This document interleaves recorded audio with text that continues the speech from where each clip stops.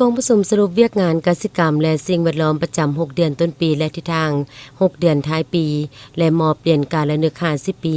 วันสถาปนาสาธารณรัฐประชาธิปไตยปราสาทสุเหร่าได้จัดขึ้นในวันที่15มิถุนายน2026นี้อยู่ที่ห้องประชุมแผนกของตนโดยเกียรติของร่วมเป็นประธานของท่านโพคำจันทสุขหัวหน้าแผนกกสิกรรมและสิ่งแวดล้อมแขวงมีบรรดาหัวหน้าแขนงห้องแขนงพร้อมโดยพนักงานราชการภายในแผนกและองค์การกสิกรรมและสิ่งแวดล้อม7ตัวเมืองเข้าร่วม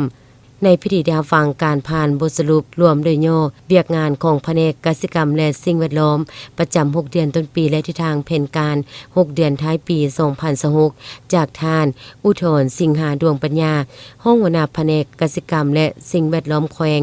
ได้กำหนดและเคลื่อนไหวตามยุทธศาสตร์พัฒนากสิกรรมและสิ่งแวดล้อมแต่นี้ฮอดปี2035โดยปฏิบัติตาม7แผนงานให้ประสบผลสำเร็จโดยเฉพาะแม่นแผนงานผลิตเสบียงอาหารเบียกสิกรรมสะอาดการผลิตพืชผักอินทรีย์และเหือนห่มทั้งหมดการผลิตซีนปลาไข่และนมแผนงานการผลิตกสิกรรมและป่าไม้เป็นสินค้าแผนงานคุ้มครองปกปักรักษาและนำไซป่าไม้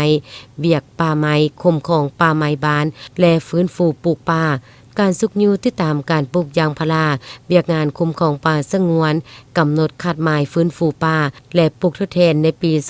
2026แผนงานคุ้มครองและพัฒนาที่ดินการขึ้นทะเบียนออกใบตะดินทั่วแขวงแผนงานคุ้มครองทรัพยากรน้ำอุตุนิยมและอุทกศาสตร์แผนงานพัฒนาชนบทและลดพรความทุกข์ยากและเวียกงานอื่นๆพร้อมนี้ในพิธียังได้มอบเหรียญการระลึก50ปีวันสถาปนา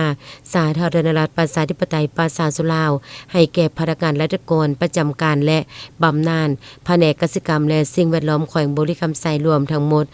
166ท่านหญิง59ท่านในนั้นพนักงานบำนาญ28ท่านหญิง10ท่านให้เกียรติประดับเหรียญในครั้งนี้โดยแม่นท่านโพคำจันทสุขหัวหน้าแผนกกสิกรรมและสิ่งแวดล้อมแขวง